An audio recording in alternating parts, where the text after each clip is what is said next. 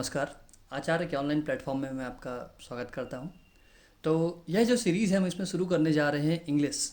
मतलब ये होता है कि कई बार आप लोग को बहुत दिक्कत होती है इंग्लिश बोलने में, इंग्लिश समझने में या फिर इंग्लिश लिखने में।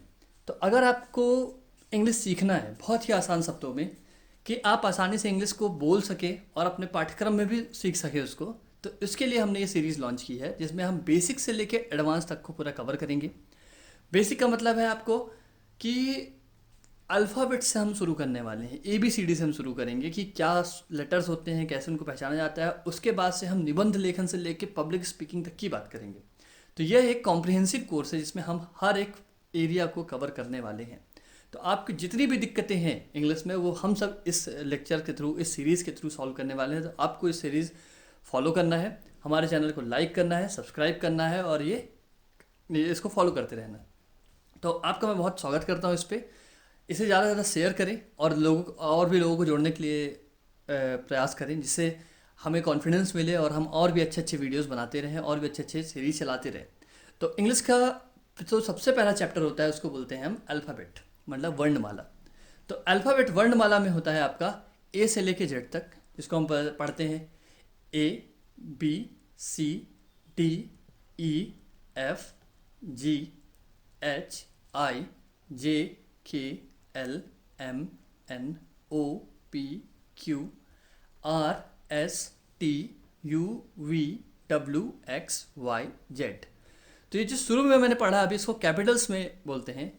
ऐसे टोटल 26 लेटर, 26 लेटर हैं और ये 26 लेटर से ही पूरी इंग्लिश चलती है।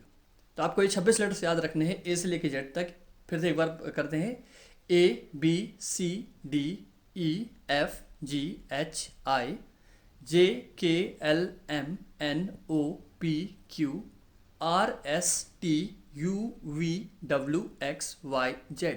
तो आपको इसके प्रोनाउंसिएशन पे बहुत ध्यान देना है, मतलब किस प्रकार से आप इसका उच्चारण करते हैं।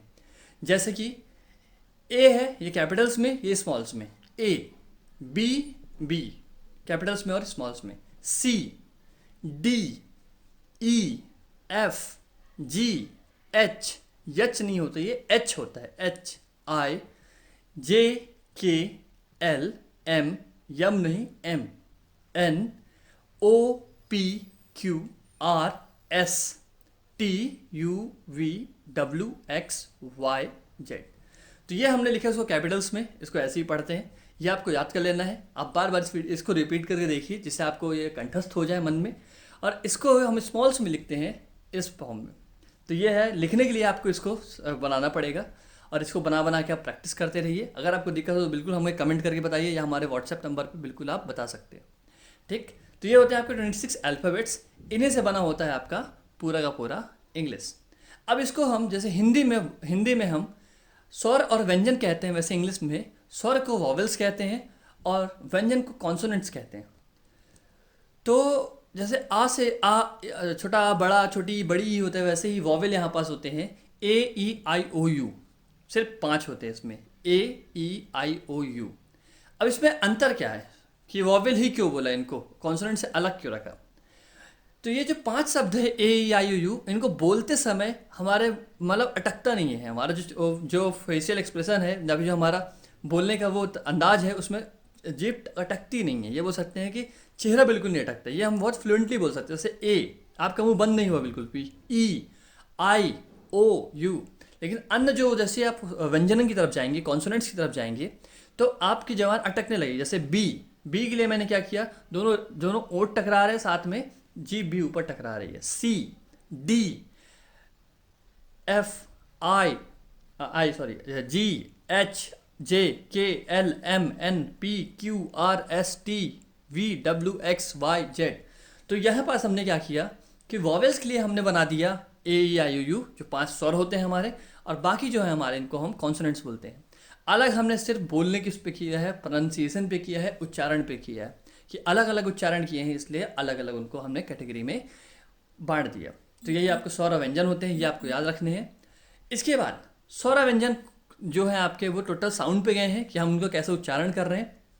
तो जो भी वॉवेल हैं आपके, जो भी स्वर है 5, उनमें हम हमेशा क्या यूज़ करेंगे, एन यूज़ करेंगे उनके पहले। जैसे एक चींटी है, चींटी को हम बोलते हैं एंट, ANT, तो हम उसको एंट नहीं बोलेंगे, उसको एंट बोलेंगे। यहाँ पास हम एन यूज़ कर रहे हैं।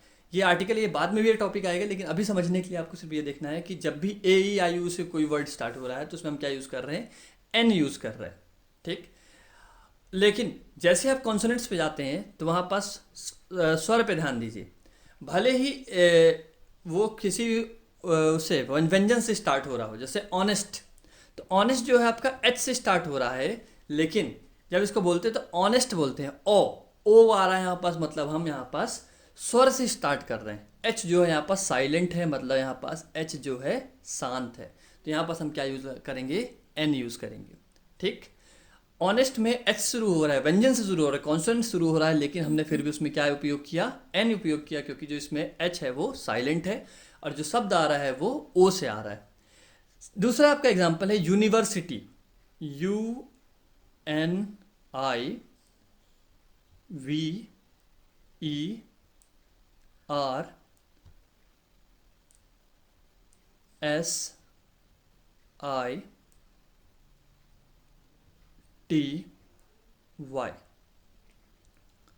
तो यहां पर आपको ध्यान देना है, मैंने यूनिवर्सिटी बोला, यू से शुरू हो रहा है, आप तुरंत क्या बोलेंगे, एन लगेगा, लेकिन नहीं, यू मतलब यहाँ पास क्या आ रहा है, वाई आ रहा है, यू आ रहा है, मतलब जीभ जो है आपकी टकरा रही है, तो यहाँ पर हम यह क्या यूज़ करेंगे, ए यूनिवर्सिटी बोलेंगे एन की जगह।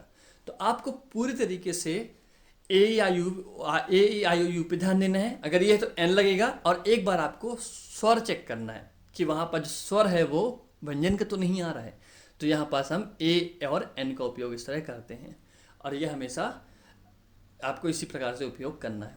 तो हमने देखा कि वर्णमाला के जो आपके 26 लेटर्स हैं, 26 हैं, ए से लेके जेड तक, उसको हमने दो भागों में बांटा। एक था आपका स्वर और दूसरा था आपका व्यंजन।